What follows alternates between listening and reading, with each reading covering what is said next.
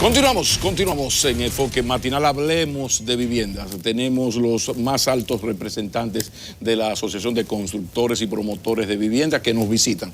La presidenta de Acoprovis, aquí está la ingeniera Susi Gatón, y el señor primer vicepresidente Jorge Montalvo. Bienvenidos. Muchas gracias.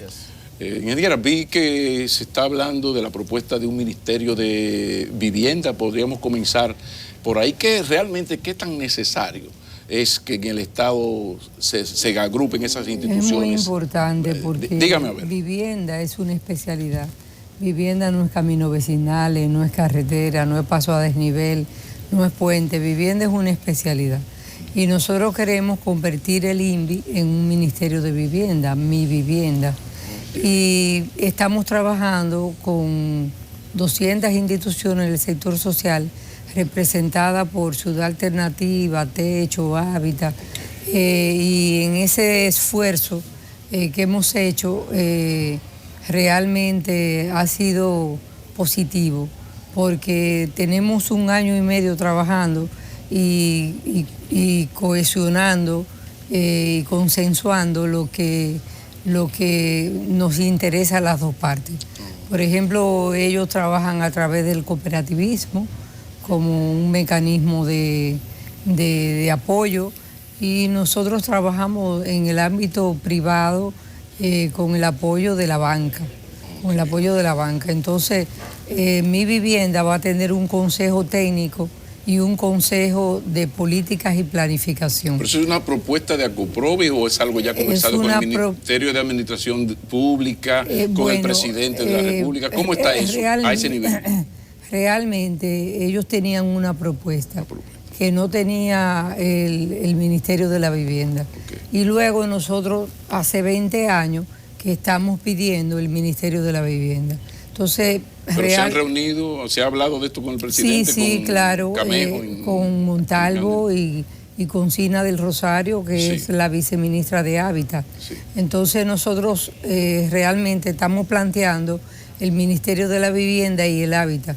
Originalmente estábamos planteando el Ministerio de la Vivienda y Asentamientos Humanos Dignos, pero ahora estamos pensando si ponerle la palabra Hábitat y tiene 3 viceministerios, el Ministerio de Política 4, el Ministerio de Política y Administración, el Ministerio de Gestión y Producción y el Fondo Nacional de la Vivienda, que es fundamental. Ustedes tienen el muñeco armado, ahí solo que falta la voluntad política. La voluntad política. Acoprovis no es fácil. La voluntad política, pero realmente ya el ministro Montalvo estaba haciendo una propuesta que no llegó al Congreso, pero nos llamaron en el Congreso con el proyecto del sector social y yo pedí, que había trabajado en el sector social en Ciudad Alternativa, fui la primera ingeniera en el sector social, entonces yo pedí que me permitieran hacer el consenso con el sector social. Jorge Montalvo, primer vicepresidente de Acoprovis. El tema del cemento, está de más decir la importancia que tiene el cemento en una construcción. ¿Cómo afecta esta situación que hay con el cemento, esto de los precios, cierta inestabilidad? Hablemos de cemento, por favor. Bueno, ciertamente es muy importante porque el cemento, el precio del cemento incide en un 60% en una serie de rubros importantes como son el hormigón.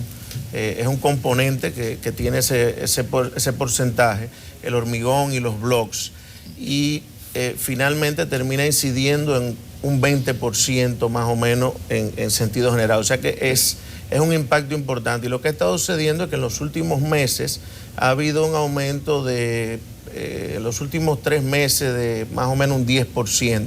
O sea que es un aumento importante. Nosotros hemos estado muy preocupados en ese sentido porque en un momento en que ya estamos teniendo una serie de medidas que buscan incentivar al sector, como es la liberación de encaje, por ejemplo, para el tema de vivienda, que ha sido uno de los sectores que está... Le dieron un cariñito, esos 29.000 ayudan, sí, todavía falta ahí que solamente se hizo para vivienda y no para los préstamos interinos a los constructores, que fue lo que fuimos a conversar con el gobernador hace unos días.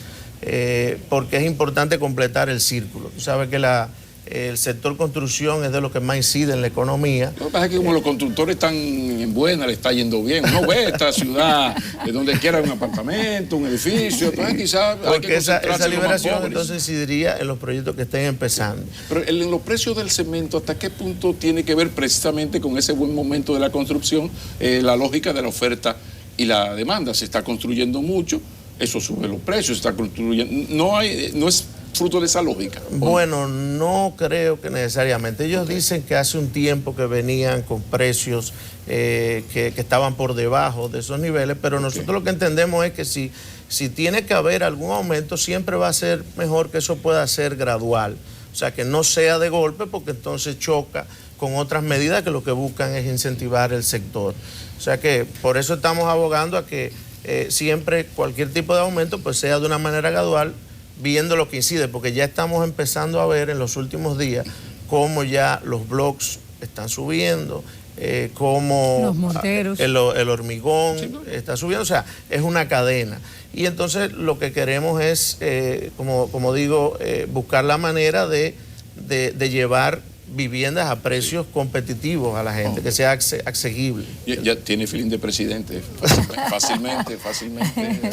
Mire, ingeniera, el tema Acoprob y el gobierno se la comieron con esta alianza público-privada en lo que tiene que ver con esto de, por ejemplo, la más famosa, que es la ciudad Juan Bosch. ¿Qué posibilidades hay? Se está hablando la ampliación de esto, que ha sido una maravilla, en el sentido de que no es el santo gobierno que viene a dar cosas y no, mira, yo te libero de esto, pongo el terreno y tú esto, cero mata cero. Hablemos de la posibilidad de ampliar esa exitosa ciudad Juan Bosch, que ahora está como una niña linda, un plan piloto bonito, pero esto como que hay que ampliarlo en Baní, por ejemplo, hacer una en Baní. El ministro Montalvo nos pidió que hiciéramos el estudio de demanda real para Santiago, para La Vega, San Francisco de Macorís, Puerto Plata, la Altagracia y Punta Cana.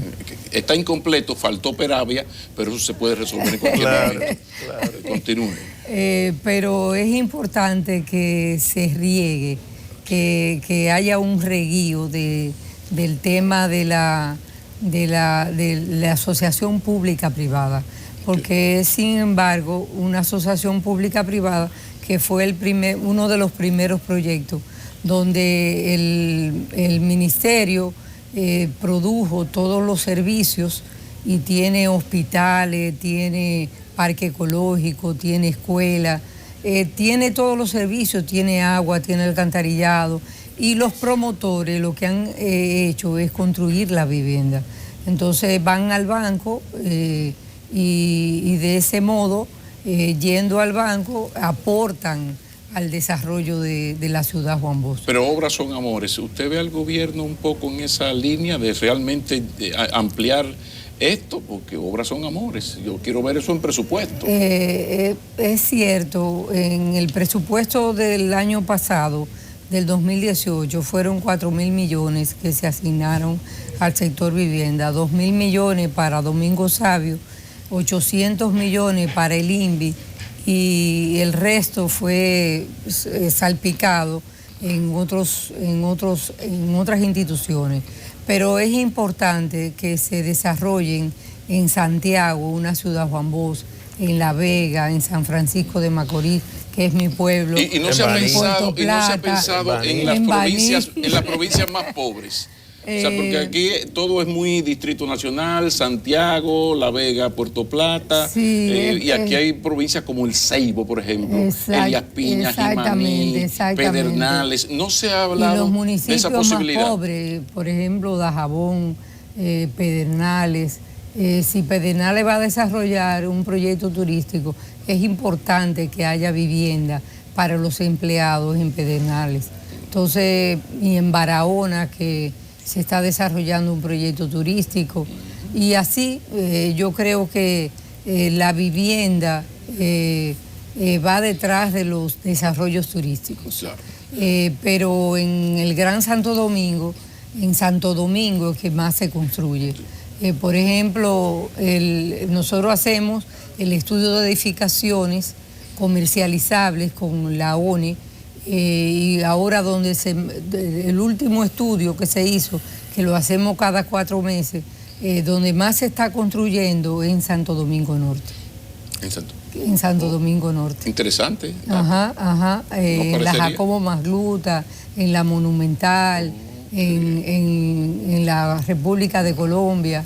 Ahí es donde más se está construyendo. Una gran cosa, porque precisamente hoy yo comentaba el asunto de la pobreza de las provincias fronterizas y que el gobierno hablaba de eso mismo, de buscar alianza público-privada. Ojalá que la cosa prenda por ahí. No puedo dejar de preguntar por algo que siempre, históricamente ha habido problemas con eso, no sé si ha mejorado. Lo que ahora llaman, antes uno decía, todos los permisos que hay que sacar, no, ahora le llaman permisología. Sí, la sacadera de permiso y esas cosas. ¿Cómo están eso? ¿La corrupción ha disminuido? ¿Ya es parte de la historia? ¿Sigue o está aumentando? ¿Cómo está eso? ¿El boroneo? La corrupción ha disminuido significativamente. Por ejemplo, en el Distrito Nacional, en Santo Domingo Este, se marca que la construcción ha disminuido. Obras públicas, ¿cómo está la permisología en el Ministerio de Obras Públicas, por ejemplo? En Obras Públicas igual, en Obras Públicas hemos avanzado muchísimo. Por ejemplo, nos dan los dictámenes, que es la observación a los planos, en un mes. Y antes, ¿qué mejoría ha habido? O sea, comparativamente, para uno darse cuenta cómo se ha avanzado o no. El tema de las normativas y el tema de la permisología duraban 8 meses, 1 año en el Ministerio de Obras Públicas. Pero han avanzado definitivamente con decisión, y también nos dieron el otro día que podíamos presentar proyectos sin los solares deslindados. Y aprovechar ese marco de los 2 meses para deslindar los solares. El gobierno tiene esa política de solidaridad con esto de apartamentos, de construcciones, viviendas de bajo costo. Y muy bien, pero eso va a los más pobres, entre los pobres o uno pobre con cierta capacidad. Ahora hay una clase media que está en el medio, que parece como un sándwich vanilejo, que le dan candela por arriba y candela por abajo. Yo te voy a señalar la vivienda social. La vivienda social solamente han hecho la Mesopotamia y la Barquita. Pero entonces la vivienda social de aumentar la vivienda social es hasta 500,000 pesos, que es muy difícil producir por la parte privada. Hasta 500,000 pesos es difícil producir una vivienda. Entonces ahora mismo elevaron a la vivienda media baja hasta 3.5 millones, pero no han emitido el decreto. Se aprobó en la sala capitular, en la Cámara de Diputados, y se aprobó en el Senado, pero no han emitido el decreto y por tanto nosotros estamos de brazos cruzados. Pero ya cuando se está a tiro de hit, pues la cosa no es tan difícil, porque un poco la queja de siempre es que aquí se va, y qué bueno, en ayuda a los más necesitados, pero hay una clase media baja, empobrecida, sumamente vulnerable. Y en todos los países tienen subsidios. Hay 2 medidas recientes, como dice la Presidenta, que van en auxilio de la clase media, que es un poco la clase olvidada siempre en ese tipo de medidas, que es lo del aumento a 3.5, porque entonces ya van a entrar, cuando tú llegas de 2,5 a 3.5, ya tú estás entrando en el mercado de media baja. Y va entonces a tener acceso al bono ITEVI, que le representa un 8% en el aumento del precio de la vivienda, y aparte de eso incluye también el 3% de impuesto de transferencia, que según esta nueva ley va a estar exento. Otra medida que va en esa misma dirección es lo de, en la liberación del encaje legal, hay hasta 3.5, pero también hay hasta 8 millones. Además, todos sabemos, Montalvo, todos sabemos la importancia de la construcción. Pocas cosas boronean más. Aquello del doctor Mejía, Hipólito Mejía, de que la macro alimente la micro y la micro boronea. Entonces, pocas cosas boronean tanto una sociedad en términos económicos como esto de las construcciones. Ojalá que eso se dé. Muchísimas gracias, la presidenta no se dice presidenta, perdón, presidente Susi Gatón, y también muchísimas gracias al primer vicepresidente, el señor Jorge Montalvo. Muchas gracias. Gracias a ustedes. Continuamos en Enfoque Matinal.